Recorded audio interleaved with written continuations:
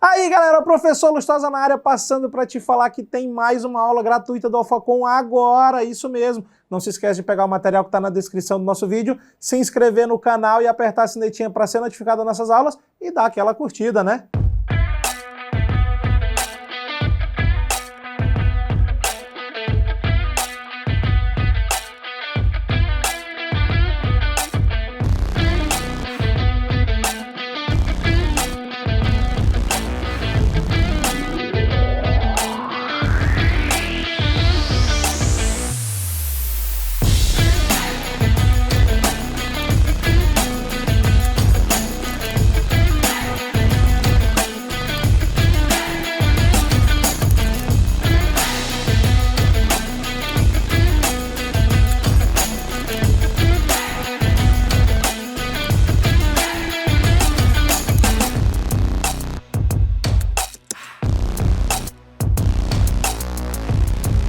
Olá, eu sou o professor Luiz Rezende, começando mais uma aula de atendimento e técnica de vendas.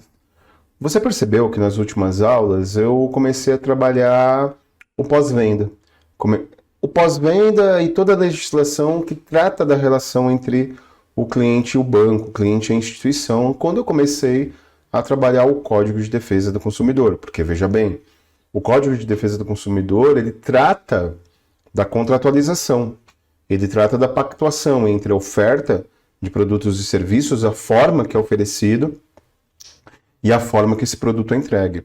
E, na verdade, quando se fala da forma que você contratou, basicamente se fala da venda. Basicamente se fala do vendedor. Eu, por exemplo, tive um problema há anos e anos atrás, há uns 20 anos atrás, quando eu comprei um Palio Bordeaux, e aí era um carro seminovo, e ok, foi vendido, e eu não fui informado no momento da venda que o carro tinha sido objeto de enchente. E aí o que aconteceu comigo? Eu comprei o carro e estava todo visualmente bonitinho e começou a parar, e eu enchi o tanque e parava. E depois eu descobri que tinha fuligem no tanque, blá blá blá, blá blá blá, blá blá blá. E aí eu liguei para a ouvidoria, resolveu o problema depois de muito custo, mas o problema original foi que no momento da venda não seguiu-se alguns princípios previstos no Código de Defesa do Consumidor. Então, é por isso que a ouvidoria, que é o tema da aula de hoje, também tem a ver com venda, e em particular no pós-venda, em tudo aquilo que a gente estuda de fidelização, de retenção de cliente. Então vamos entender. O Código de Defesa do Consumidor, ele fala para qualquer serviço e produto em território nacional. O decreto do SAC, ele não é para setor bancário, ele é adaptado para o setor bancário nas regulamentações internas do Bacen e do Conselho Monetário Nacional, mas ele é para todo tipo de indústria e prestador de serviço. Agora, a ouvidoria é diferente. A ouvidoria, ela é muito específica, ela é muito particular.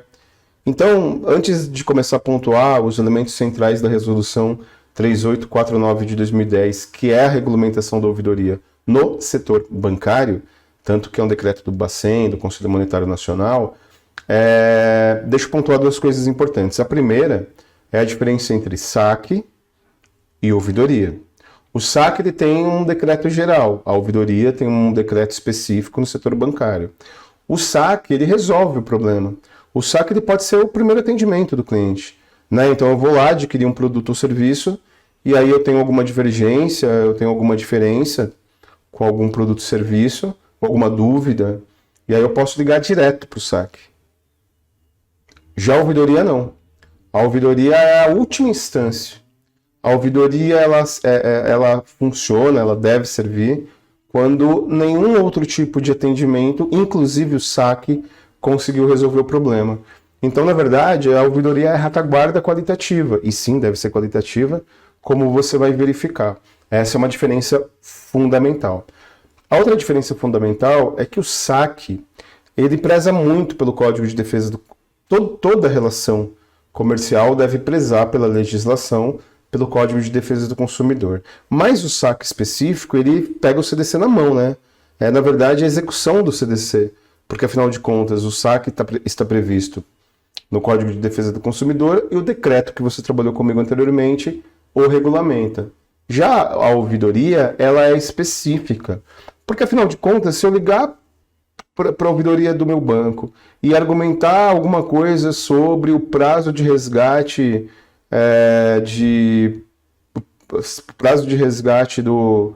do meu título de capitalização, da contratualização do meu investimento, ou alguma coisa referente ao meu parcelamento imobiliário, eu, na verdade, preciso conversar com alguém que, em primeiro lugar, esteja extremamente qualificado para o atendimento, para essa questão de relações públicas, mas profundamente conhecedor de todas as áreas. O que, não para resolver, mas para ter propriedade no diálogo. Porque a ouvidoria, como o próprio nome diz, ela te ouve. O saque não. O saque ou ele cancela o serviço ou ele manda a competência. Deu para entender? Então vamos lá, vamos para o decreto, a resolução, melhor dizendo, do Conselho Monetário Nacional, né, que o Banco Central ele monitora a sua aplicabilidade, de instituição de ouvidoria no setor bancário. Vamos lá. Bom, então eu vou para o segundo parágrafo do artigo 1º, que é o que, na verdade, é um dos elementos que tem mais caindo em prova. E lembre, só para você organizar seus estudos, que sempre que se fala em ouvidoria, saque, se fala no pós-venda, mesmo que ouvidoria e saque sejam funções distintas. As instituições a que se refere esse CAPT, e o CAPT, na verdade, ele fala de todas as instituições de intermediação do Sistema Financeiro Nacional que você estuda lá no curso de Conhecimentos Bancários. E qual a função da ouvidoria? Quais as funções da ouvidoria? Dar ampla divulgação sobre a existência da ouvidoria. Bem, então, na verdade, existe um problema que ele deve ser previsto tanto no decreto do saque quanto nessa resolução de ouvidoria, né? Que é o cliente ele ter amplo conhecimento da existência.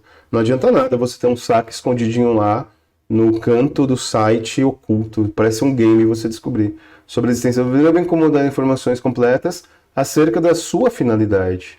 Então, eu percebo que a ouvidoria ela se confunde muito com o saque. Isso é um erro dos bancos, né? Porque o banco que deve ter clareza de que o atendimento geral é do saque, o primeiro atendimento é do saque, e a ouvidoria é só uma retaguarda, uma salvaguarda, caso nada seja resolvido, perfeito? Seria como você ter uma dúvida sobre os cursos do Alfa, e aí o atendente não resolve, tipo, situação mega hipotética, né? O atendente não resolve, o pedagógico não resolve, o professor não resolve, aí você tem que chegar até o Evandro Guedes, que é o CEO da organização.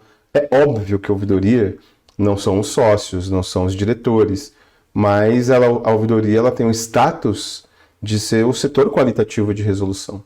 E se você não tiver essa clareza, você nem qualifica a ouvidoria. Garantir o acesso gratuito. Então, aqui é igualzinho o saque, né? A ouvidoria ela pode ter outros instrumentos, ainda mais nessa nossa era de informatização. Mas a ouvidoria ela deve majoritariamente oferecer o acesso telefônico, por conta dos mesmos motivos que eu expliquei para vocês do saque, sobre acessibilidade e a amplitude de toda a população brasileira. Garantir o acesso gratuito dos clientes e usuários do produto e serviço no atendimento da ouvidoria por meio de canais ágeis e eficazes e disponibilizar acesso telefônico, de novo, né, telefônico gratuito, cujo número deve ser divulgado e mantido atualizado em local e formato visível ao público no recinto de suas dependências e na dependência dos correspondentes do país, bem como nos respectivos sites eletrônicos e os demais canais de comunicação utilizados para difundir produtos e serviços da instituição. Quando você tem uma agência bancária, você tem alguns setores de circulação livre de clientes. Você tem um outro setor mais no fundo de clientes de relacionamento. Lá no fundo você tem uma situação de PJ e você tem uma salinha específica para o atendimento especial. Sei lá, Van Gogh do Santander. Prime do Banco do Brasil, né? Itaú, não lembro. Enfim. Por exemplo, na minha agência, existe o atendimento dos caixas, digamos assim, existe o balcão de informações, existem os gerentes, e lá no fundo existe uma salinha para o Van Gogh, que é o atendimento, que é a política de relacionamento do Santander. E de nada adianta você deixar o número da ouvidoria no Van Gogh ou na gerência. Você deve deixar na frente, acessível para todos. É isso que o regulamento diz. É isso que o Conselho Monetário Nacional determina e o Banco Central vai aferir, mediante alguma reclamação, apenar inclusive a instituição bancária. E no site, né? Porque afinal, repito a mesma coisa que eu falei no saque. No site e em todos os correspondentes de internet, por exemplo, aplicativo. E aí, deixa eu falar uma coisa importante. Por que é essa preocupação que pode parecer óbvia, né? Pode parecer ululante? Porque quando começou-se no Brasil a ter a ouvidoria como uma exigência do mercado, as empresas que não tinham ouvidoria, elas eram empresas que eram questionáveis do ponto de vista qualitativo e do respeito ao cliente. Então, ter ouvidoria é meio que... Eu estou falando do setor bancário, né? Antes dessa resolução.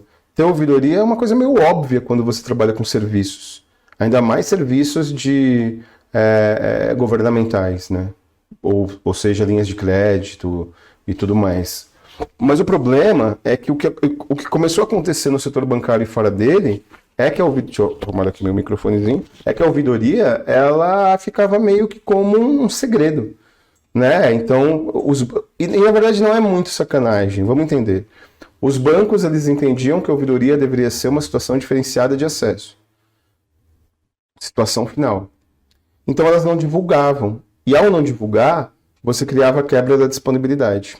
Perfeito?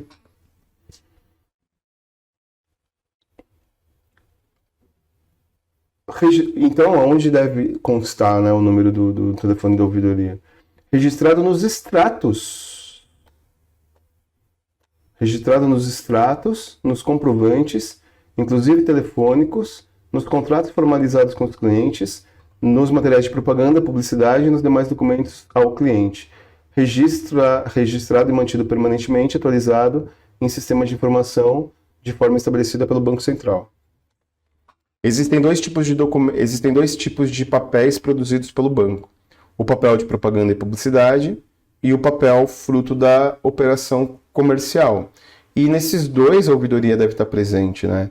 Então o número da ouvidoria deve estar no contrato, deve estar no extrato, deve estar no comprovante, deve estar no cheque ou em algum lugar no talão de cheque. Ou seja, tudo isso é documento de contratualização de serviços e também nos materiais de publicidade e propaganda. E aí, óbvio, né? A função do Banco Central do Brasil, monitorar. O artigo 2º, ele já fala das atribuições da ouvidoria. E, afinal de contas, é a mesma coisa do saque, né? É importante você saber como acessa e o que faz. Então, por que serve a ouvidoria? E esse artigo 2º da resolução do Conselho Monetário Nacional, na minha opinião, é o mais importante. Porque, pense comigo, quando você for se tornar funcionário do Banco do Brasil, Banco do Rio Grande do Sul, Banese, Banrisul e por aí vai, você não vai para a ouvidoria. A ouvidoria, ela nem o saque, né? Necessariamente. É feita uma gestão por competências dentro do banco e você pode ir se você for um excelente comunicador, se você for um excelente atendente, se você tiver experiência prévia em banco privado. Mas, via de regra, primeiro você conhece o banco. Primeiro você conhece os serviços e produtos bancários, para depois ter condições de trabalhar no saque ou na ouvidoria, que é uma situação mais qualitativa ainda no que tange a habilidade de fala, a habilidade de intercomunicação entre o funcionário e o cliente. Então é assim, né? Desculpe o termo, mas eu não tenho outro. O cara que é foda no atendimento, o cara que é muito bom no atendimento, vai para a ouvidoria. O cara que tem talento, mas não é um negociador nato, ele vai para o saque. E o cara que ele é bom de venda, mas não é bom de acolhimento de reclamação, ele vai para venda. Uma divisão grossa, óbvio, né? Grosso modo, Mas basicamente é isso, né? Então, primeiro você tem que conhecer. Então, por que eu estou dizendo isso? Primeiro você tem que conhecer. Porque quando aparece no seu edital, em técnicas de vendas, que existe uma resolução do Conselho Monetário Nacional que trata da ouvidoria nos bancos, é óbvio que a abordagem, muito mais do que questões técnicas, que pode cair, muito mais do que resoluções e adequações, é para que serve. Então é por isso que esse artigo 2º da resolução é de longe o mais importante. Porque afinal de contas ele fala isso. Para que serve? Então vamos lá, para a gente não alongar muito a teoria para depois a explicação, vamos trabalhando de 2 em 2 parágrafos. Quais as atribuições da ouvidoria no setor bancário?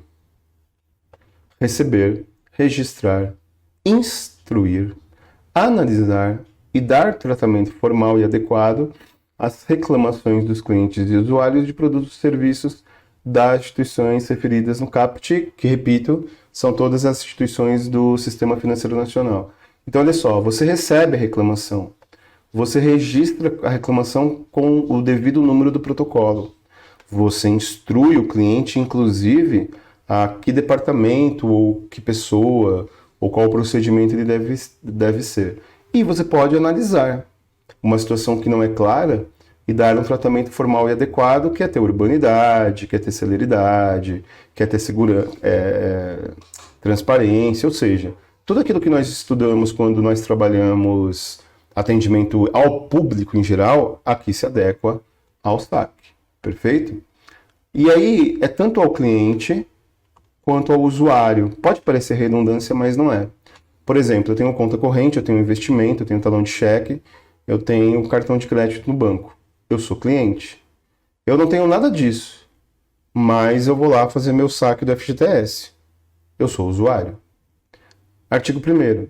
Que não forem solucionados, então quais desses problemas, né?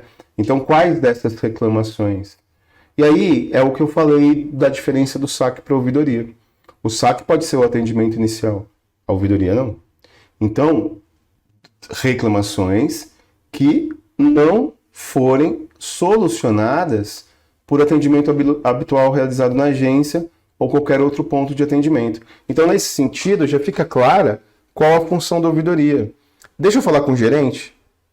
Provavelmente você vai falar com alguém da ouvidoria, ou você vai conversar com o gerente que trabalha na ouvidoria. E a ouvidoria, ela é sempre provocada pelo cliente, né? Eu falo, deixa eu falar com a ouvidoria. Quero o contato da ouvidoria, quero o telefone da ouvidoria.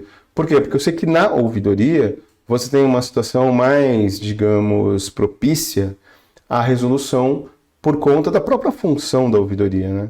Então, inclusive, deixa eu pontuar uma coisa importante. Mesmo que a gente não trabalhe aqui gestão de pessoas, né? Mesmo que não seja um curso de gestão de pessoas, quando você fala de venda, quando você fala de atendimento, você fala da relação interpessoal. E durante todo o curso nós pontuamos essa questão da relação interpessoal. Então, uma coisa importante e fundamental, quando você presta concurso e se torna técnico bancário, escriturário, existe aquele processo que eu pontuei com você em alguns momentos, de gestão por competências, né? Procurar conhecimentos técnicos, que é a sua formação acadêmica, procurar habilidades tácitas, empíricas, que é a sua experiência profissional anterior, e procurar atitude, postura, disposição, né? São as 3 competências interpessoais mapeadas aí pela gestão de pessoas. E aí, é muito comum, mas não obrigatório, né? É muito comum as instituições bancárias elas escolherem advogados, pessoas formadas em direito, bacharéis, para trabalharem na ouvidoria. Porque, por exemplo, abriu concurso para o Banco do Brasil, vamos pegar esse exemplo, vai. E aí você tem lá 2.000 novos escriturários.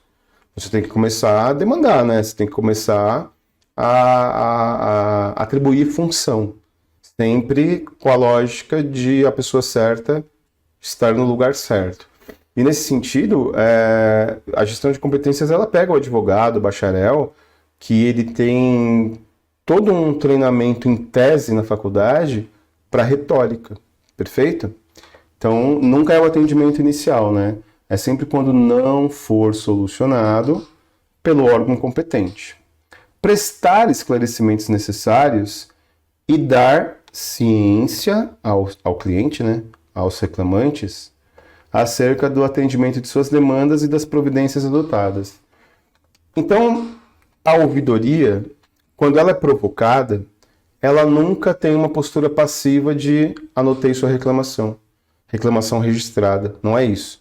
Não é caixinha de reclamações e sugestões. A ouvidoria ela precisa dar encaminhamento, a ouvidoria ela precisa te dar um protocolo, a ouvidoria ela deve te dar um retorno, como eu vou pontuar aqui nos próximos parágrafos. Informar aos reclamantes o prazo previsto para a resposta final, o que não pode ultrapassar 15 dias, contados da data do protocolo da ocorrência. Ou seja, quando você faz uma reclamação na ouvidoria, você tem um prazo de retorno, é evidente, né? Afinal de contas, você está apresentando uma reclamação. O problema é que nem toda reclamação ela gera fruto de decorrência. Eu vou te dar um exemplo. Vamos supor que você queira falar com a ouvidoria e você tem esse direito, porque afinal de contas o número ele tem que ser público, como nós já vimos, mas a sua reclamação é uma reclamação singular. Por exemplo, você reclama quase toda reclamação ela gera uma análise e uma devolutiva, mas é possível que não gere, né? Então, por exemplo, vamos imaginar uma situação em que você reclama que o banco estava fechado em horário de atendimento. E aí o ouvidor pode te responder e solucionar imediatamente, lhe informando que o banco estava em greve, que os funcionários estavam parados, mas existem outros canais de comunicação. Então este prazo é óbvio, né? É só quando a devolutiva não for óbvia e imediata. E isso, né? Esse prazo é uma coisa que sempre as bancas gostam de abordar, né? Encaminhar a resposta conclusiva para a demanda dos reclamantes até o prazo informado no inciso 3. Propor ao Conselho de Administração ou, na sua ausência, à diretoria da instituição medidas corretivas ou de aprimoramento de procedimentos de rotina em decorrência da análise das reclamações. Isso é muito importante. Deixa eu ver se eu deixei aqui uma... Ah, tá. Deixei. Depois existem outros parágrafos que tratam melhor disso. Opa, deixa eu só destravar rapidinho aqui, senão você vai ver o biquinho do resendão. Vamos lá.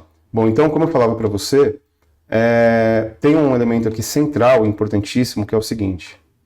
Voltando, que é o que fala aqui de sugestão. Pense comigo. Você tem funcionários altamente preparados e treinados e qualificados de forma recorrente para a ouvidoria. Porque a ouvidoria, ela reverte muita coisa. A ouvidoria, ela consegue reverter uma possível ruptura de relacionamento do cliente. A ouvidoria, ela consegue trazer o cliente para ser consumidor permanente do banco. Então, a ouvidoria é um pós-venda importantíssimo, mesmo que não seja necessariamente um setor de venda direta. Então, pense comigo, você tem um setor no seu banco que é determinado pelo Conselho Monetário Nacional e monitorado pelo Banco Central do Brasil, e ele colhe reclamações sobre todos os procedimentos, desde linha de frente até atendimento online e tudo mais. É óbvio que esse setor de ouvidoria, ele está extremamente preparado para sugerir para o banco melhorias. Só que, na verdade, por que então isso está na resolução? Porque nem todo o profissional ele é proativo. Nem todo profissional ele tem o chamado senso de oportunidade. Nem todo profissional ele tem o senso de urgência de perceber que você tem um volume ali de reclamações que tratam, por exemplo, de título de capitalização e da abordagem do título de capitalização no banco.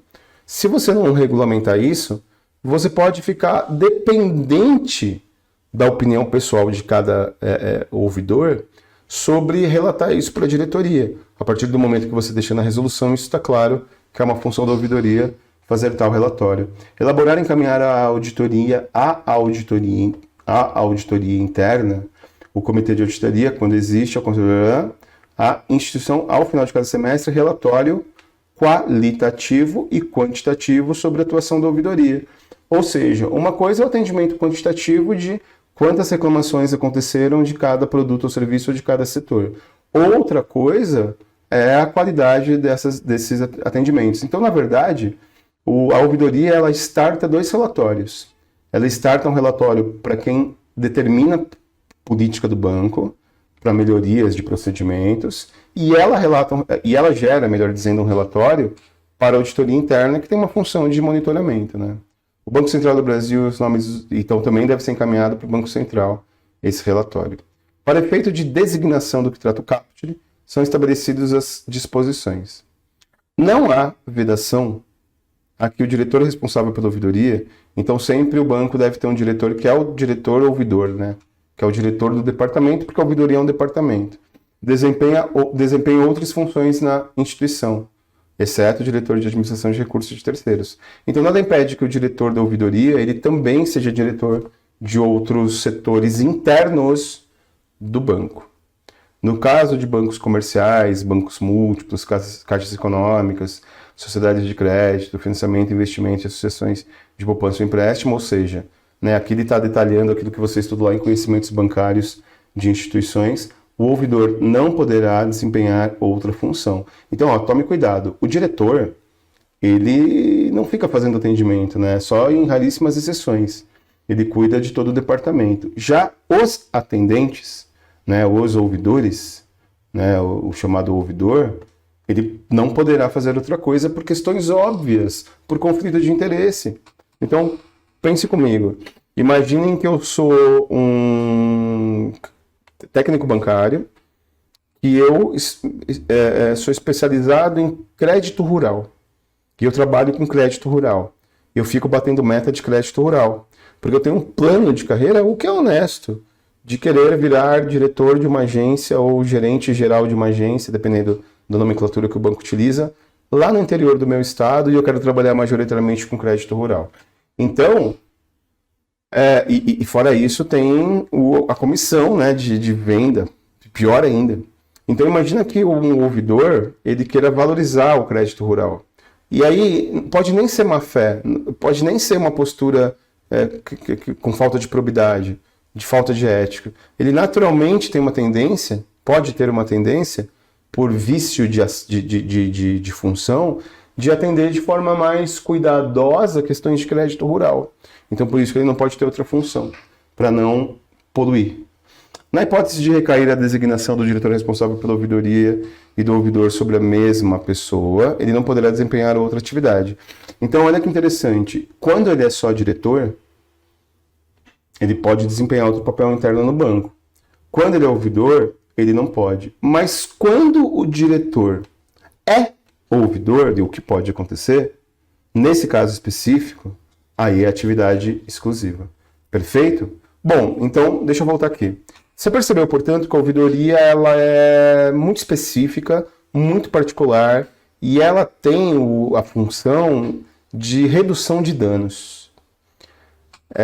E é exatamente essa que é a ideia. Né? O SAC não tem a função de redução de danos. O SAC ele tem um atendimento mais balcão, mesmo que seja telefônico. A ouvidoria é um atendimento mais específico. A ouvidoria é um atendimento mais particular. Fazendo uma alusão, né, a curso de concurso público, o SAC é o professor, te tirando dúvida, questionamento e tudo mais. E a ouvidoria é o coordenador pedagógico, onde aquele primeiro atendimento não lhe resolveu. Perfeito? E a ouvidoria ela não tem uma área de especificidade. A ouvidoria não tem uma área de especialização. Você pode ter uma reclamação sobre marketing. Por exemplo, você pode ter uma reclamação para a ouvidoria de que as peças publicitárias do banco que você é correntista tendem a ter preconceito de classe, tendem a ter preconceito racial. Ou seja, o setor de marketing do banco é alvo da ouvidoria. Agora é óbvio, né, que a ouvidoria ela pode tratar do relacionamento pessoal, do atendimento, de alguma reclamação acerca de algum desvio de conduta, mas na prática e na ampla maioria dos casos, a ouvidoria ela serve para alguma contraposição de produtos e serviços. Na maioria das vezes, reclamação sobre entrega de produto ou pactuação de prazo. né? Então, a ideia é essa, né? Ela não é vinculada diretamente a serviços e produtos bancários, mas ela é majoritariamente atendendo isso e tem essas regrinhas de prazo de 15 dias do diretor e do ouvidor, pode executar função, não pode executar função, mas o mais importante de tudo são as atribuições da ouvidoria para o setor bancário do artigo 2º da resolução, que falam do relacionamento do cliente com o banco, o que tem direta relação com vendas e prestação de serviço de contratualização, que Kotler, Lewis e os teóricos classificam como um importante momento do pós-venda, para retenção, para fidelização. Trabalhei com você CDC, trabalhei com você SAC, ouvidoria, e hoje eu vou trabalhar uma resolução do Banco Central do Brasil, ou seja, né, uma resolução específica para o setor bancário, que no primeiro momento você pode achar que teria mais lógica cair lá em conhecimentos bancários, mas na verdade a lógica é como tem caído nos editais aqui em técnica de vendas. Se você for olhar para os editais do Banese, Banrisul, Banco de Brasília, Banco do Nordeste, Banco do Brasil, Caixa Econômica, Banco Central, você vai perceber que em técnica de vendas existem algumas resoluções de legislações. Exatamente por isso, né? Por essa relação da venda, da contratualização e do pós-venda. E a resolução 3694 do Banco Central do Brasil, trata de riscos. E riscos nós conhecemos lá em conhecimentos bancários, né? Quando nós estudamos, por exemplo, a formação do sistema financeiro mundial, ou o sistema financeiro internacional, e nós aprendemos os acordos de Basileia, em particular Basileia II e Basileia III, em que foram, né, se você ainda não estudou conhecimentos bancários, só para a explicação não ficar mecânica, foram encontros que aconteceram das principais economias do mundo, Brasil incluído, que determinaram regras para o sistema financeiro internacional, o que possibilitou instituições de um país atuarem em outro. Por exemplo, o Santander no Brasil, por exemplo, o Banco do Brasil em vários países do mundo, né? Então, Basileia II começou a trabalhar os riscos existentes nas operações financeiras e a necessidade das instituições financeiras entenderem os riscos e tentarem, já que não é possível você eliminar o risco, riscos sempre existem, minimizar riscos. Deixa eu fazer aqui um paralelo que eu fiz lá quando eu trabalhei com você, matriz SWOT. Existe um grande risco na prova que você vai prestar para concurso. E o maior risco é você rodar, o maior risco é você não acertar as questões. E afinal de contas, você está aqui justamente para minimizar esse risco. Justamente para tentar não eliminar, porque não é possível eliminar algo que eu não tenho governabilidade, mas diminuir esse risco. Deu para entender? Então, nesse contexto, é exatamente isso, né? Nesse contexto, nós estudamos para concurso para tentar minimizar o risco, que é na prova você não acertar nada. E as instituições financeiras têm vários riscos. Alguns riscos externos, matriz SWOT, você estudou aqui nesse curso. Alguns riscos são externos e a direção do banco, o gerente do banco não tem governabilidade sobre eles. Por exemplo, riscos da legalidade. Risco de ter alguma resolução, determinação governamental que interfira na atividade bancária.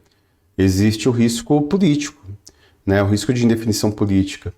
Existe o risco conjuntural, e no risco conjuntural entra o Covid. Se você perguntasse para alguém se tem algum analista financeiro, né, algum analista político em outubro de 2019, e se você falasse que nos próximos, no mínimo 2 anos, 2020 e 2021, a economia mundial entraria numa crise inédita por conta de um vírus, e teria uma pandemia virando uma sindemia e derrubando as principais economias do mundo, ninguém iria crer nisso, né?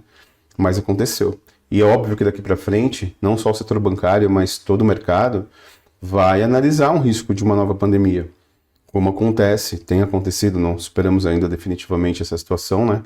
Que é a maior tragédia da nossa geração, que afetou de fato a nossa vida. Todo mundo foi afetado, o nosso cotidiano, e fez eu, por exemplo, montar um home studio. Então, toda essa situação é uma situação em que existe um novo risco a ser analisado daqui para frente. Mas existem alguns riscos internos. E dentre os riscos internos, existe o risco humano.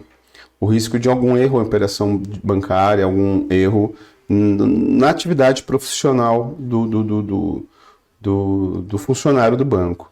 E existe o risco de projeto, existe o risco de planejamento. Por exemplo, um banco ele decide trabalhar com algum segmento de produtos e serviços bancários e isso se mostra equivocado. Já aconteceu muito. E bancos faliram por conta disso. Não só por conta disso, mas pela má administração do seu capital, né? E a má administração do seu capital entra no bojo do erro, do risco humano. E esses riscos de planejamento, de estratégia e o risco humano são internos em tese de maior governabilidade.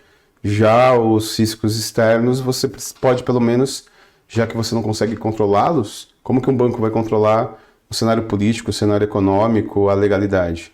Então, você tenta influenciar o ambiente para tentar pelo menos minimizar os efeitos desse risco. E os riscos são tão importantes no setor bancário, já que o setor bancário tem direta dependência da situação econômica dos países e dos acordos comerciais, que existe uma resolução, afinal de contas, né, que é o tópico de hoje, e é necessária essa introdução do Banco Central do Brasil para trabalhar isso. E o que isso tem a ver com vendas? Vamos voltar aos teóricos. Quando nós estudamos Kotler e Lewis, tanto um quanto o outro falam da importância de você tentar minimizar, mitigar objeções. E no momento em que um cliente apresenta objeções para a contratação de um financiamento imobiliário, contratação de um título de capitalização, investimento, ele tem preocupações, e essas preocupações são os riscos. Mesmo que o cliente ele não verbalize dessa forma técnica, são os riscos que ele tem medo, né? Risco de mudança da economia, risco de aumento do dólar e por aí vai. Ou diminuição do dólar, por aí vai.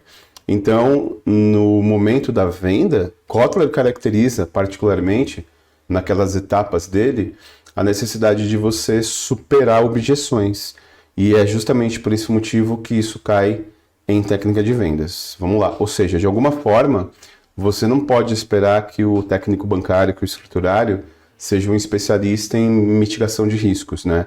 Nem é a função dele ter planejamento estratégico nesse sentido. Mas é necessário que ele conheça os riscos de mercado e os riscos que o cliente apresenta como uma possível objeção à contratação da venda para tentar superá-los. Então vamos lá. Como você já sabe, né, como nós já estamos acostumados, não é uma simples leitura da resolução ou da lei, e sim trabalhar os aspectos principais que podem cair na sua prova e ir dialogando com eles. Resolução 3694. Bom, e aí, a adequação, né, do que se trata, né?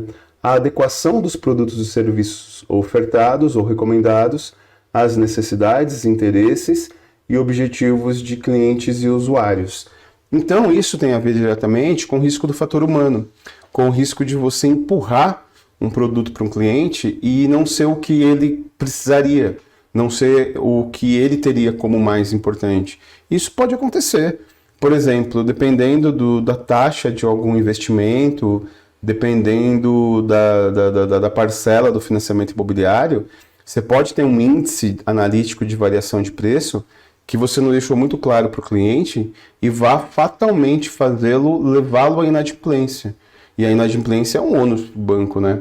Então, nesse sentido, é para minimizar o risco do fator humano. E para quê? Para que situações? Para garantir a integridade, a confiabilidade, a segurança, o sigilo nas transações realizadas, bem como a legitimidade das operações contratadas. Durante muito tempo, teve uma certa suspeita em alguns setores de bancos sobre operações pouco claras, alguns bancos faliram, alguns bancos eles não conseguiram manter a sua transparência, digamos assim, né? Então vamos ponto a ponto para a gente entender, para a gente caracterizar, para ficar muito claro sobre o que trata aqui, né? Então, quando se diz que é necessário para mitigar riscos... Deixa eu pegar o marcador aqui. Quando se diz que é necessário para você mitigar riscos, garantir a integridade, é garantir que aquilo que foi contratado não tenha alteração indevida, né? Que é aquele serviço ou o produto que foi contratado, ele só tem alteração se acordado pelas duas partes. Isso é integridade. A confiabilidade é, na verdade, você ter segurança na pactuação de ambas as partes, né? E particularmente nesse sentido da resolução, o cliente ter confiabilidade na instituição bancária. A segurança é autoexplicativo e o sigilo da transação realizada, né? Porque, afinal de contas, tudo bem que essa resolução ela é anterior à Lei Geral de Proteção de Dados. E aí você percebe, principalmente quando se trata de informações bancárias, né? Porque, afinal de contas, as informações bancárias elas são bastante sensíveis. Não é legal publicar em todo lugar as dívidas que você tem, não é legal publicar em todo lugar a renda que você tem ou o dinheiro investido que você tem. Inclusive, é uma questão de segurança, essa informação ser sigilosa, né? Então, quebrar seu sigilo também é um aspecto que gera riscos, né? E, finalmente, trabalhar a legitimidade das operações contratadas. Então, nesse sentido, dá segurança para o cliente. E aí, sempre você vai perceber que essa resolução ela tem redações alteradas, né? Relações dadas, porque ela foi muito alterada. E ela foi muito alterada porque riscos vão... É igual vírus de computador, né? Então, porque se você for pegar... que essa resolução, eu já deixei no seu material retirando tudo que foi declinado, né? Todos os parágrafos e artigos substituídos. Mas se você for pegar o texto original, você vai perceber que a maior parte da redação original foi substituída. Porque é igual malwares, né? Vírus de computador. Você vai tendo desenvolvimento tecnológico e você vai tendo a substituição de novos vírus. Aqui é mais ou menos assim. Porque, afinal de contas, o mercado ele vai se tornando cada vez mais intangível, as relações comerciais vão se alterando. Agora nós temos o Open Banking, o Pix, os bancos virtuais, o cartão de crédito e débito virtual, ou seja, todas as operações bancárias que não existiam antes. Então é por isso que elas vão se alterando. E as operações elas geram riscos, né? No início do Pix, por exemplo, quando começaram as operações, houve um percentual considerável de fraudes. A prestação das informações necessárias à livre escolha e a tomada de decisões por parte do cliente e usuários, explicitando, inclusive, direitos e deveres e responsabilidades, custos ou ônus, penalidades e eventuais riscos existentes na execução de operações e na prestação de serviço. Eu vou te dar um exemplo muito claro que tem a ver com essas questões dos riscos. Porque quando se fala de riscos no setor bancário, se falam de todos os riscos existentes que podem afetar o cliente, mas inclusive fala dos riscos que o cliente pode correr ao contratar tal serviço. Então, por exemplo, quando você vai realizar uma operação de investimento em renda variável com ações, é importante o banco deixar claro para você, principalmente se você for leigo no assunto, que você pode perder dinheiro, que você depende da variação da empresa que você adquiriu ações. Se você for, por exemplo, ter um contrato de aluguel de um imóvel corporativo e o banco for o intermediário, o banco for o fiador, isso é bem comum, né? Não é comum para operações de pessoa física, né? Não é comum para você alugar uma casa. Mas quando você aluga uma fábrica, quando você aluga um polo fabril, por exemplo, quando a Ford saiu do Brasil, começou a ter uma procura para utilizar as fábricas, né? E você pode ter por compra ou por aluguel, né? Eu acho, inclusive, que montadoras internacionais vão utilizar pelo menos a fábrica, o parque fabril da Ford em São José dos Campos, em São Paulo. No Nordeste, eu acho que vai ser vendido. Mas, enfim. Então, quando você tem uma relação de aluguel com um valor muito alto, geralmente uma relação corporativa, você tem o banco como fiador, o banco como intermediário. E aí, olha o que aconteceu, né? É um risco que deveria ser dito. Dependendo do índice de reajuste do aluguel, ele pode ser muito alto. Se eu contrato um galpão industrial, eu pago 40 mil reais por mês. Se eu alugo um prédio comercial, pago 80 mil reais por mês. E o banco vai ser o meu fiador, o banco vai ser o meu coautor, porque eu tenho um relacionamento muito grande com o banco. Você imagina uma situação ou eu vou pegar uma linha de crédito para fazer o aluguel, ou eu vou utilizar o seguro do banco, né? Porque seguro-fiança, os bancos trabalham com isso, né? Não precisa ser fiança, perdão. Pode ser o seguro-fiança, que é um tipo de seguro que o banco vende, né? Então o banco tem que deixar claro que tal índice pode ter uma variação muito grande. E o que aconteceu? De 2020 para 2021, por conta do Covid e por conta, enfim, da inadimplência, por conta da devolução de imóveis, um dos índices de aluguel explodiu, chegando a quase 30%. Então, isso tem que ser muito explícito, muito claro para o cliente na contratualização. E é isso que diz aqui a resolução.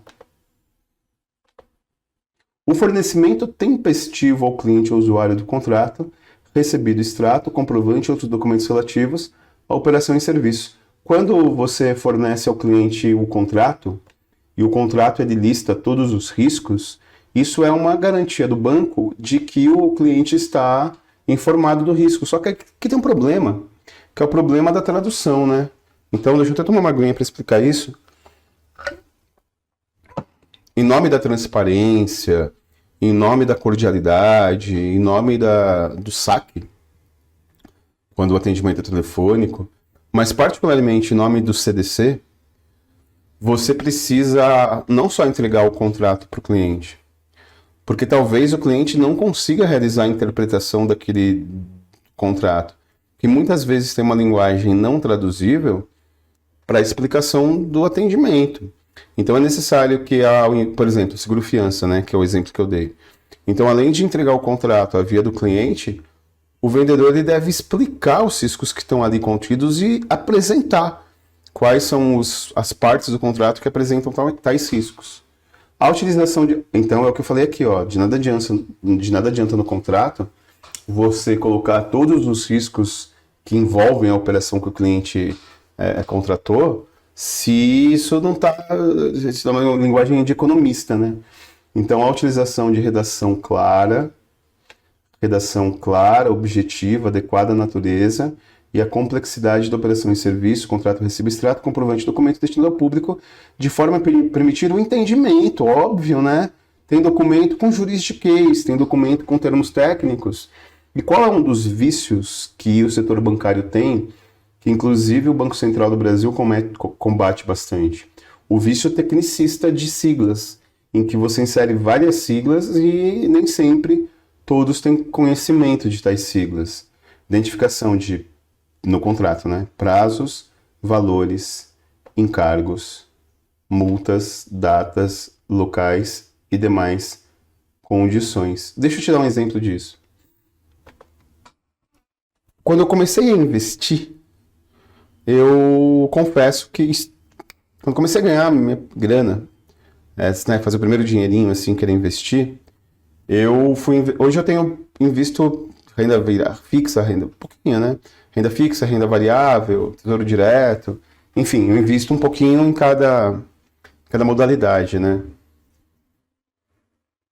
Mas quando eu comecei a investir, eu contratei um CDC. Sei lá quanto era, R$500. E beleza, então eu pensei, então vou investindo de tempos em tempos, né? E depois de um tempo, eu quis resgatar. Só que o CDC que eu contratei, ele tinha vencimento para 6 anos. E quando eu resgatei 70%. Aí eu fiquei puto. Achei que eu estava sendo enganado. Porque para mim CDC era igual caderneta a modalidade que eu contratei, né? E por quê? Porque eu pensava que era tipo poupança. Põe lá, rende mais que a poupança e pega o dinheiro de volta. Só que tem um aniversário, né? Então, eu fiquei puto. Aí eu pensei, peraí, mas eles me mandaram o contrato por e-mail, né, do banco de investimento que eu tinha conta. Inclusive, eu lembro que eles mandaram um resumo do CDC. Aí eu fui ler e lá estava na primeira linha que eu não tinha lido. Essa questão do prazo, do vencimento. Se você fosse tentar liquidar antes, você pagaria um valor. Pagaria um valor não, né? Você venderia por um valor menor. Então é exatamente isso. Tem que ser claro e você não pode obrigar o cliente a ler. Se eu dei o contrato, se eu mandei um e-mail traduzindo, e foi o que fizeram, aí você não pode onerar o banco, né? E aí você vê que tudo tem as resoluções, né? Justamente porque houveram essas mudanças, né? E aí essas mudanças estão caracterizadas aqui, mas não precisa se preocupar com isso. É só com a caracterização da resolução. A possibilidade de tempestivo cancelamento do contrato, ou seja, quais os ônus no cancelamento do contrato, né? A formalização de título adequado, estipulando direitos e obrigações para abertura, utilização e manutenção de conta e pagamento e pagamento pós-pago. O encaminhamento de instrumento de pagamento ao domicílio do cliente ao usuário ou sua habilitação somente em decorrência de sua expressa solicitação ou autorização. Então, olha que interessante. Você enviar para a residência do cliente extrato, boleto, pode conter um risco. Pode, inclusive, ser um risco à privacidade. Afinal de contas, ali tem uma informação sensível, por exemplo, o extrato do cartão de crédito. Eu moro em condomínio, né? Por exemplo. Então, ninguém vai abrir o extrato, mas o extrato está lá. Então, só enviam para sua casa. Hoje em dia, com a internet, ficou muito menos recorrente você enviar por correio, né? Mas é com expressa autorização.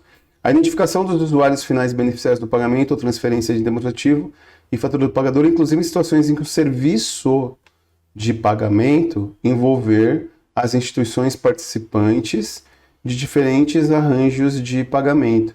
Deixa eu pontuar essa questão porque é importante. Eu vou comprar um carro e eu financio esse carro pelo banco, junto à concessionária. Então eu tenho aí uma relação de um intermediário, de um interveniente. Eu vou comprar um apartamento e aí eu tenho o banco que é o interveniente. Então, no contrato e em todos os documentos que tangem sobre essa relação, tem que estar muito claro todos os participantes. O comprador, o vendedor e o interveniente. Isso é uma coisa. E a outra, é o que continua aqui o texto, para fins de cumprimento do inciso 3º, que é na verdade esse aqui, ó. Ops, voltando. Que é você explicitar os riscos. No caso de abertura de conta de depósito ou de conta de pagamento, deve ser fornecido também prospecto de informações essenciais explicando no mínimo as regras básicas ou os riscos existentes, os procedimentos para contratação e para rescisão, medidas de segurança, inclusive caso de perda, furto ou roubo de credenciais e periodicidade da forma de atuação do cliente e seus dados cadastrais. De novo, eu vou ignorar esse final aqui, porque tudo que fala de dado cadastral está superado pela Lei Geral de Proteção de Dados. Mas aqui já existia a preocupação com os dados dos clientes. Então é óbvio, né, que a aprovação da Lei Geral de Proteção de Dados, que óbvio que tem relação com o setor bancário, não elimina isso, mas aqui tem um aspecto mais importante. Vamos lá. Eu recebi o talão de cheque, eu recebi o cartão de crédito. Por exemplo, eu recebi de 2 bancos que eu tenho conta, cartão de débito por aproximação. E aí, quando eu recebi, veio lá por correio, né? Veio lá uma carta dizendo que o limite de aproximação sem digitar senha era de R$50. E que a análise de movimentação poderia alterar esse valor. E eu fiquei feliz, porque como eu sou um cara muito esquecido, como eu sou um cara muito desligado, eu perder esse cartão não seria uma coisa tão incomum para mim. Então tudo bem, né? R$50, então eu perdi, eu percebo e ligo pro banco, cancela na hora o cartão. Só que aí eu percebi que, aí eu passava sempre, né? E eu percebi que eu comecei a passar valores maiores, 70, 70, 80, até que eu fui pôr gasolina no meu carro, R$212, tava na reserva, e passou sem senha. Aí eu liguei pro banco, porque eu fiquei preocupado, porque eu perco as coisas. E, porra, passar R$50 é uma coisa, passar 200 mangos dói mais, né? E aí eles explicaram que eles fazem uma análise de movimentação e uma análise de hábito, que tem um robô que ele faz análise.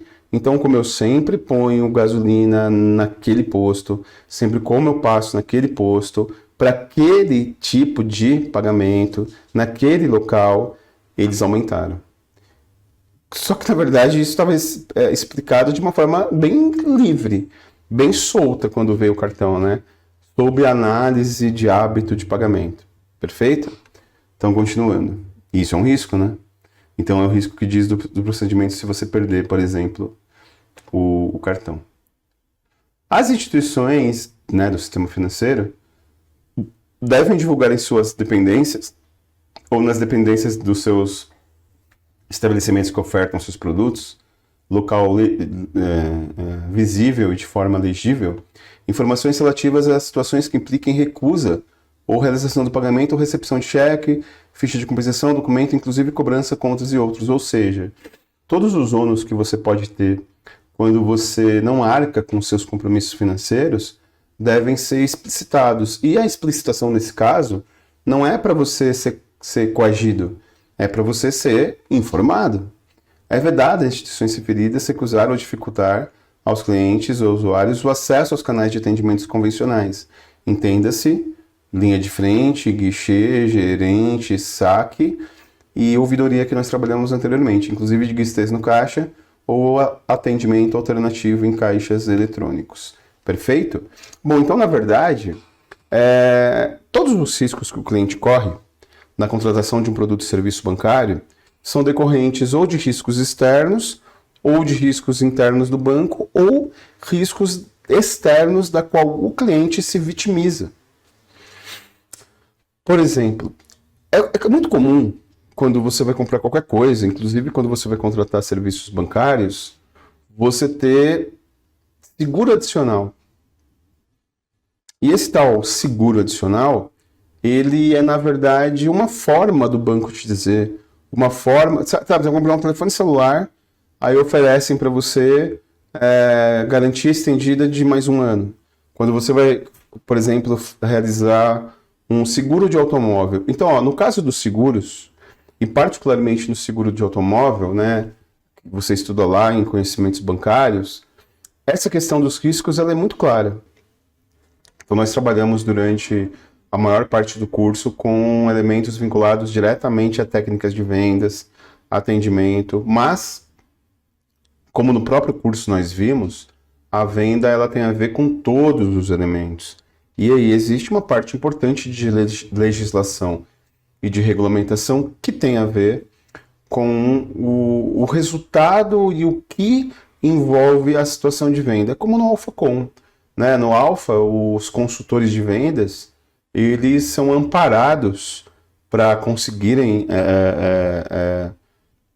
realizar, né, a venda de um curso por toda uma infraestrutura que é uma infraestrutura, na verdade, que atende o interesse do relacionamento, que tem a ver com a qualidade da aula, a propaganda do curso, a plataforma, entre outros elementos. Então, nesse sentido, todos esses elementos de CDC, saque, ouvidoria, riscos que devem ser apresentados para o cliente no momento da contratação de um produto ou serviço, são elementos que nós trabalhamos, são elementos desenvolvidos. E dentre estes elementos, um aspecto importante e fundamental, que é, na verdade, a acessibilidade em bancos e o atendimento prioritário.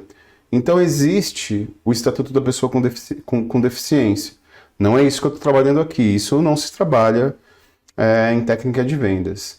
Então, eu vou trabalhar com você uma resolução, que é uma resolução de acessibilidade e de prioridade de atendimento de deficiente, idoso, obeso,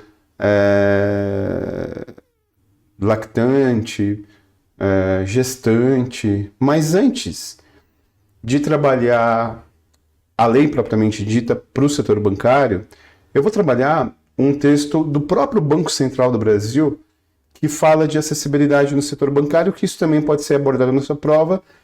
E sejamos francos, como o banco ele trabalha produtos e serviços que atendem a toda a população economicamente ativa, e mesmo os inativos, no caso dos aposentados e pensionistas, você precisa prever que vai existir uma enorme heterogeneidade na situação de acesso ao banco. Por óbvio, né? Então, nesse sentido, é exatamente isso. Nesse sentido, quando você trabalha essa situação de facilitação de acesso, esse é um facilitador, é óbvio, de vendas, né? Afinal de contas, se você trata o obeso, se você trata a gestante, se você trata o idoso, com respeito e compreensão à sua situação especial, isso pode ser um facilitador para venda ou um dificultador. Você imagina uma pessoa com obesidade mórbida que se dirige até a agência bancária, e é evidente, né, que nesses casos diz respeito diretamente ao trabalho físico na agência, né? E não existe assento especial. Portanto, a pessoa não pode sentar. Com certeza, ela não vai sentar depois de meia hora esperando para ser atendida por um gerente, por um escriturário, por um técnico bancário, 100% convencida de que ela quer fechar negócio, porque existe já uma predisposição onerosa. Perfeito? Então vamos lá. Primeiro, o texto do Banco Central do Brasil sobre isso, e depois a particularização. Então, o que o Banco Central do Brasil ele diz sobre essa questão de acessibilidade e como a acessibilidade ela tem a ver com vendas e por isso que aparece nos seus editais, né? A acessibilidade não é um assunto tratado pelo Conselho Monetário Nacional nem pelo Banco Central, pois existem regulamentações particulares. Então, aqui já tem uma questão importante, porque você percebe que algumas leis, como o CDC, são mais amplas que o setor bancário. Outras, como por exemplo a ouvidoria, no setor bancário são específicas. E a acessibilidade no setor bancário, ela na verdade está vinculada à legislação geral que está apresentada aqui. Para garantir acessibilidade significa oferecer um ambiente inclusivo que garanta dignidade e acesso apropriado a pessoas com necessidades especiais. E tem muita confusão sobre esse termo necessidades especiais, né? As necessidades especiais, elas vão além da deficiência, né? E nesse caso inclui obesidade, inclui gravidez, inclui idade, ou está amamentando o lactante, né? Por acessibilidade, entende-se a condição de alcance de utilização com segurança e autonomia total e assistida dos espaços mobiliários, das edificações e do dispositivo, sistemas e meios de comunicação e informação para pessoas portadoras de deficiência ou mobilidade reduzida. Então, na verdade, por incrível que pareça, quando você prevê... Eu vou te dar um exemplo muito claro. Eu trabalhei num equipamento público, educacional, que tinha catraca, né? Um CEU, Centro Educacional Unificado, que é um equipamento público em São Paulo que tem núcleo esportivo, cultural, pedagógico. Eu trabalhava na gestão pedagógica. E a catraca de acesso tinha uma carteirinha, né, fornecida pelo órgão, e tinha alguns segundos lá, salvo engano, 15 segundos para a pessoa passar a carteirinha, habilitar e liberar a catraca. E perfeito, 15 segundos, não sei por que foi feita essa análise de tempo, eu não participei desse processo, eu só recebi o projeto pronto com software, né, adequado para esses 15 segundos. Mas aí começou-se a se verificar que tinha muita atividade para idosos, né? Nós chamávamos de melhor idade, né? Da terceira idade, né? Pessoas a partir de 60 anos de idade. Hidroginástica, atividades laborais, caminhada e tudo mais. E aí nós começamos a perceber que tinha um problema, porque a pessoa passava a carteirinha, liberava 15 segundos, e aí a carteirinha, ela era pré-programada do chip para liberar nos momentos em que tinha aula, em que tinha atividade. Se fosse fora do horário, por controle de fluxo, já que tinha criança no equipamento público, muita criança, aliás, era necessário se dirigir ao balcão de atendimento para solicitar alguma situação de liberação de acesso. Afinal de contas, nem todo equipamento público é de acesso livre, por óbvio, né? Ainda mais uma escola, um centro educacional.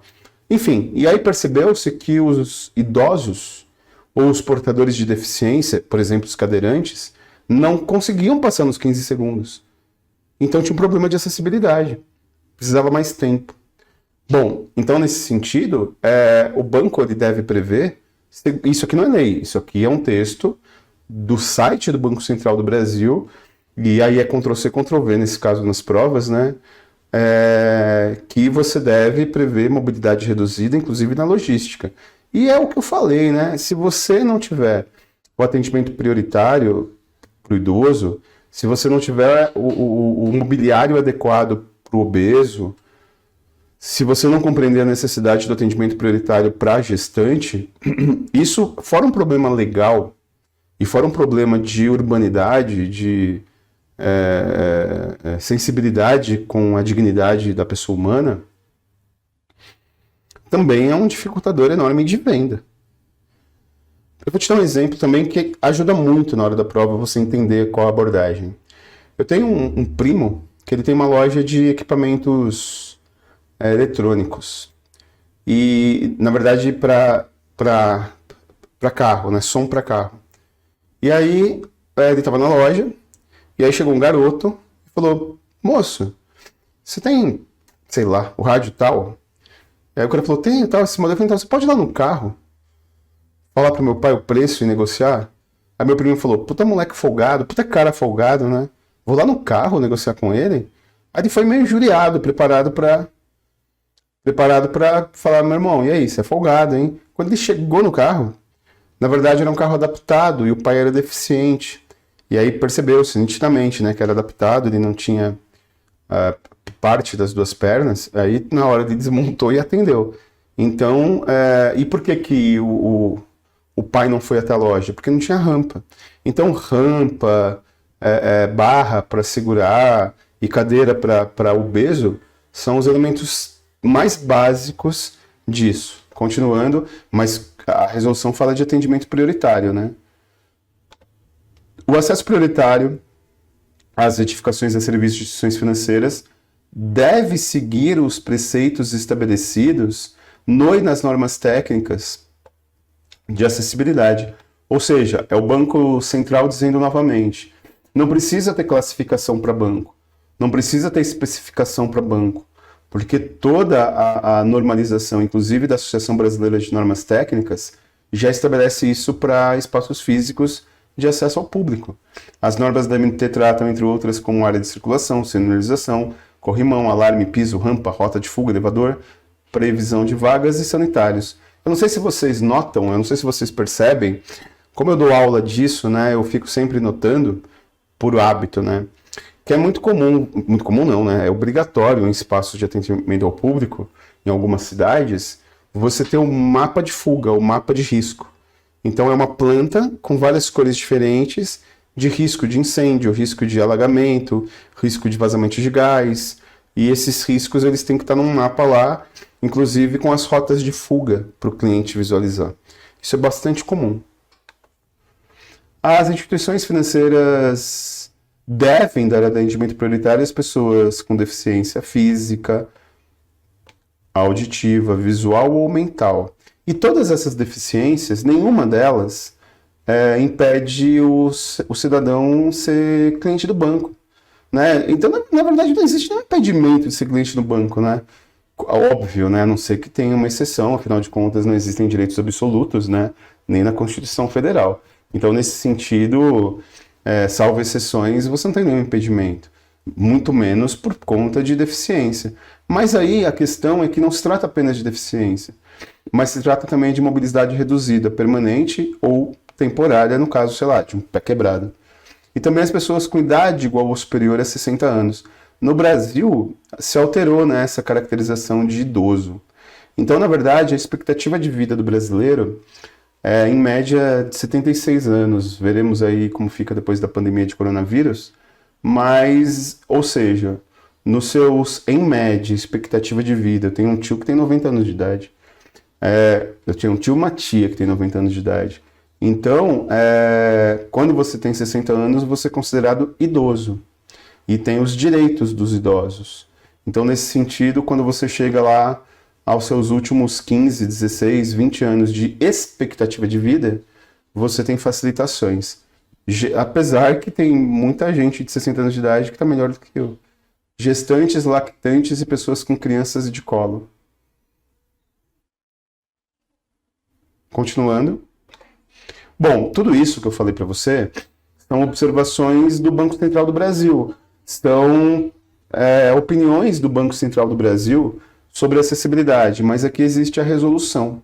E essa resolução é uma resolução, tome cuidado, não de acessibilidade apenas. Essa resolução é uma resolução que dá prioridade ao atendimento às pessoas, que especifica qual é a prioridade e dá algumas outras providências. Então, aquele mesmo modus operandi que você está acostumado. Nesse caso, eu vou ler quase que na íntegra, porque é uma resolução bem pequenininha. E vamos lá. Primeiro, artigo 1º, né? As pessoas com deficiências ou idosos com idade igual ou superior a 60 anos, gestante, lactante, né? Ou seja, mãe amamentando, as pessoas com crianças de colo e obesos terão um atendimento prioritário. Então tome cuidado, porque é deficiência, idade e alguma limitação de mobilidade. Gestante, lactante, criança pentelha enchendo o saco e os obesos que têm dificuldade tanto de mobilidade quanto de assento, né? Tanto é que os metrôs, por exemplo, em São Paulo, os aviões têm um percentual de assento reservado a obesos, que tem a ver com o percentual de obesidade na população. Obesidade, nesse caso, mórbida, né? Não adianta chegar lá com 90 quilos e dizer eu sou gordinho, quero atendimento prioritário.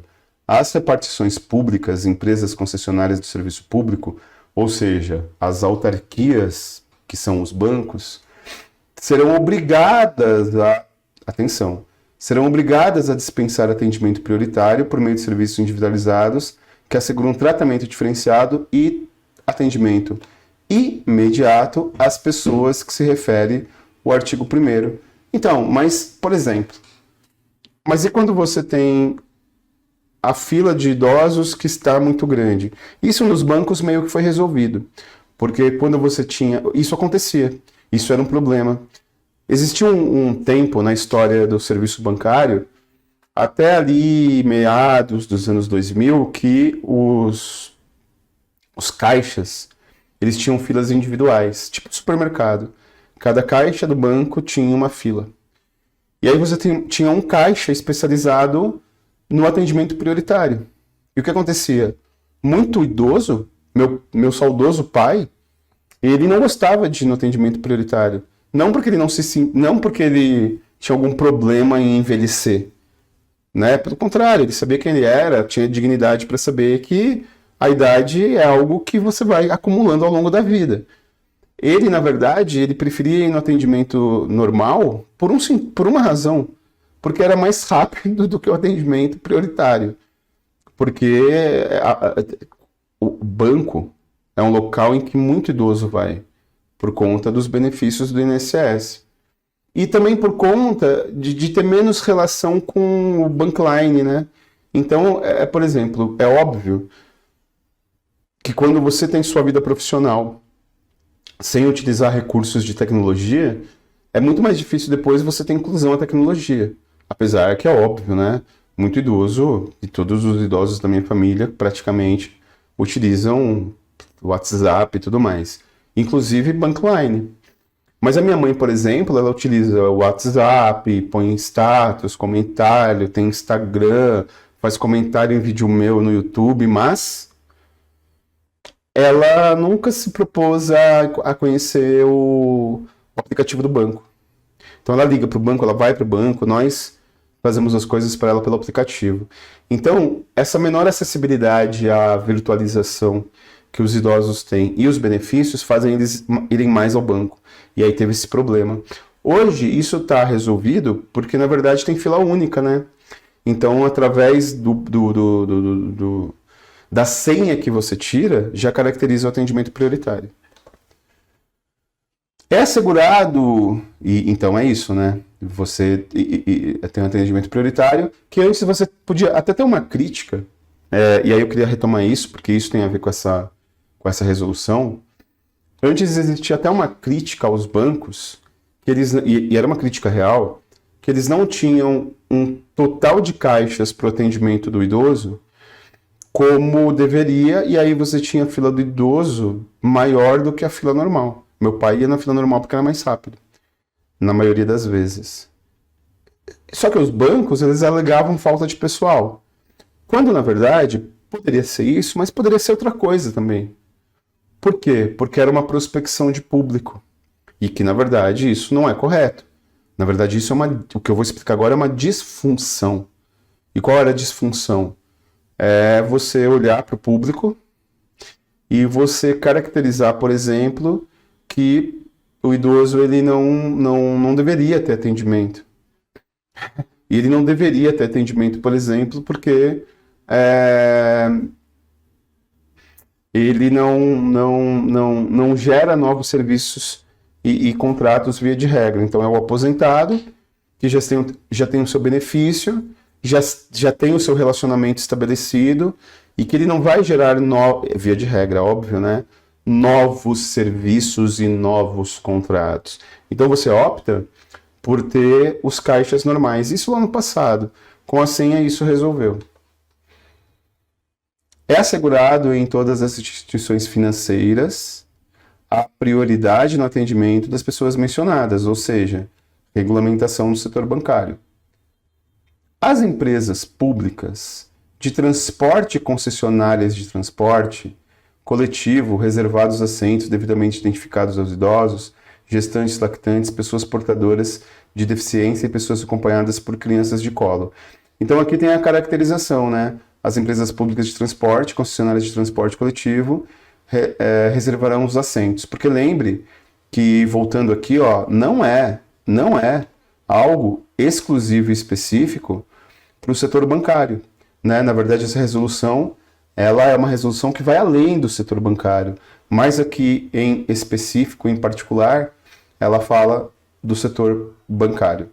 Perfeito? Então, voltando, aqui fala das empresas, né, que precisam ter a reserva, o logrador e sanitário público. Aqui entra também a questão do bancário, eu vou explicar por quê, que pode aparecer na sua prova.